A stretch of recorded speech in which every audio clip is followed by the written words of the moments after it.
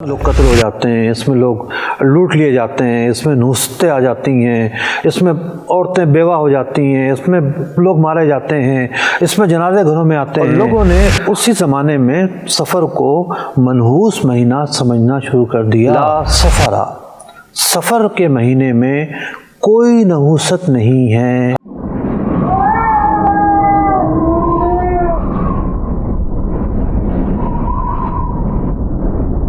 اہل عرب میں دستور تھا زمانہ جاہلیت میں کہ جو حرمت والے مہینے تھے، جیسا کہ ذی قعدہ کا مہینہ آتا، ذوالحجہ کا مہینہ آتا، محرم الحرام کا مہینہ آتا، قتل و غارت بند کر دیتے، ڈاکہ زنی بند کر دیتے، کسی کو نقصان پہنچانا بند کر دیتے۔ اب جیسے ہی محرم الحرام ختم ہوتا اور سفر کا مہینہ شروع ہوتا، اب جناب یہ اپنے مذموم مقاصد کی طرف آگے بڑھتے، قتل و قتال شروع کر دیتے، آپس کی لڑائیاں شروع ہو جاتی، ڈاکہ زنی شروع ہو جاتی، قافلوں کی لوٹ مار شروع ہو جاتی، اور ایک محاورہ ایجاد پایا، سفر المکان، گھر خالی ہو گئے۔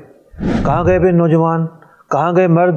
گھر خالی ہو گئے، قتل و قتال کے لیے گئے ہوئے ہیں، لوٹ مار کے لیے گئے ہوئے ہیں۔ اب ایک طرف تو گھر خالی ہونے کا جو محاورہ تھا وہ یہاں سے شروع ہوا، دوسری طرف ظاہر بات ہے قافلہ نکلا ہوا ہے تو ڈاکو بھی ملے، یا دو قبائل آپس میں لڑ رہے ہیں تو قتل و قتال بھی ہوا۔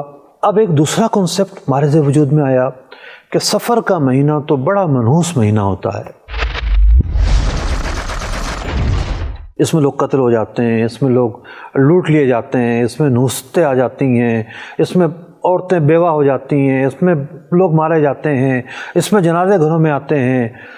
لیکن جو اس کا اصل سبب تھا اور پس منظر تھا وہ تو یہ تھا کہ وہ 3 مہینے سے سٹاپ کر کے بیٹھے ہوتے تھے اور انتظار کر رہے ہوتے تھے، اور جیسے ہی محرم ختم ہوتا اور سفر شروع ہوتا اور ان کی فساد اور بربادی کی کہانی شروع ہو جاتی کہ ان کے اپنے ہاتھوں کی شروع کی ہوئی تھی، اس میں سفر کا کوئی قصور نہیں تھا۔ یہ جو ہمارے پاک و ہند میں سفر کو خالی کا مہینہ کہتے ہیں، تو اس کا جو ثبوت ہے وہ تو ہمیں عرب سے ملتا ہے، زمانہ جاہلیت سے ملتا ہے کہ سفر المکان تو وہاں سے شروع ہوا تھا، تو وہیں سے یہ کنسیپٹ آگے بڑھتا بڑھتا یہاں تک پہنچا، اور لوگوں نے اسی زمانے میں سفر کو منحوس مہینہ سمجھنا شروع کر دیا۔ بخاری شریف کی ایک طویل حدیث پاک ہے، اس حدیث پاک میں بنیادی طور پر بدشگونی کرنے سے منع کیا گیا ہے۔ بدشگونی کیا ہوتی ہے؟ آپ نکلے اور بلی آپ کو راستے میں مل گئی، وہ بھی کالی تھی جناب، اور آپ نے سوچا رہے جناب کالی بلی مل گئی، یہ تو جناب سفر میرا اچھا نہیں ہے۔ اسلام میں بدشگونی پکڑنا ناجائز ہے، بدشگونی کی کوئی حیثیت نہیں ہے۔ ہاں، نیک فعل اچھی چیز ہے۔ آپ گھر سے نکلے اور ایک سید صاحب مل گئے، آپ نے سوچا واہ آج تو کیا خوشبو منظر عام پہ آئی ہے، ایک خوشبو کا جھونکا آیا ہے، سادات کرام سے ملاقات ہو گئی۔ آپ گھر سے نکلے اور ایک عالم دین سے ملاقات ہو گئی، تو نیک فعل تو آپ پکڑیں گے، نیک فعل پکڑنا ایک اچھی بات ہے، لیکن بدشگونی جائز نہیں ہے۔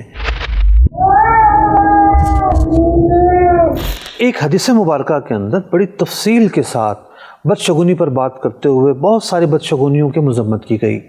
اسی حدیث پاک میں یہ الفاظ بھی ہیں، لا سفرا، سفر کے مہینے میں کوئی نحوست نہیں ہے، سفر کا مہینہ کسی طور پر بھی منحوس نہیں ہے۔ تو ناظرین کرام، آپ نے دیکھا کہ زمانہ جاہلیت کی جو باتیں تھیں وہ آگے بڑھتی رہیں، اور آج بھی بہت سارے لوگ ایسے ہیں کہ سفر کے مہینے کو خالی کا مہینہ کہتے ہیں، شادی بیاہ سے احتراز کرتے ہیں۔ ہمارے لوگ ہیں کہ اتنا منحوس سمجھتے ہیں سفر کے مہینے کو کہ اس مہینے میں نکاح نہیں کرتے، کوئی عادتاً نہیں کر رہا، یا کوئی اور ایسی وجہ ہے، بھئی مثال کے طور پر گرمی ہے، سردی ہے، حال نہیں مل رہے، کوئی اور پرابلم ہے، خیر حال تو ملتے ہوں گے، لوگ کرتے ہی نہیں ہیں، کوئی اور وجہ ہے تو ٹھیک ہے، لیکن اگر بدشگونی کی وجہ سے نہیں کر رہا تو یہ ایک غیر شرعی معاملہ ہے۔ ایک مسلمان کو بدشگونی ہرگز نہیں کرنی، تو نہ تو سفر کے مہینے کو خالی کا مہینہ کہنا درست ہے، نہ اس مہینے کو منحوس مہینہ سمجھنا درست ہے۔ اور بعض لوگ تو ایسے ہیں کہ پہلی جو 13 تاریخیں ہیں اس کو تو بہت ہی زیادہ منحوس سمجھتے ہیں، 13 تیجی ہے جناب، 13 تیجی کا ٹائم ہے یہ۔ ارے جناب کوئی نحوست نہیں ہے، اللہ تعالیٰ نے کسی دن کے اندر کوئی نحوست نہیں رکھی، ورنہ کیا اور مہینوں میں لوگ دنیا سے نہیں جاتے؟ کیا اور مہینوں میں نقصان نہیں پہنچتے؟ جس کا جہاں جو لکھا ہے وہ ہو کر رہے گا۔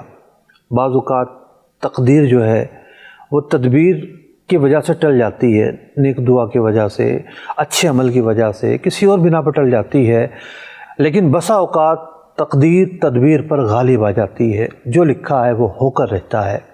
تو اس مہینے کو ہرگز منحوس نہ سمجھا جائے۔ اللہ رب العزت ہمیں بدشگونیوں سے محفوظ فرمائے، توہمات سے محفوظ فرمائے، اور جو ظاہر و باہر اور شریعت مطہرہ کی روشن اور نورانی جو چیزیں ہیں اس پر تیقن عطا فرمائے اور شرح صدر عطا فرمائے۔ اللہم ارنا حقائق الاشیاء کما ہی، اللہم ارنا الحق حقا وارزقنا اتباعہ وارنا الباطل باطلا وارزقنا اجتنابہ، آمین بجاہ النبی الامین صلی اللہ تعالی علیہ وسلم۔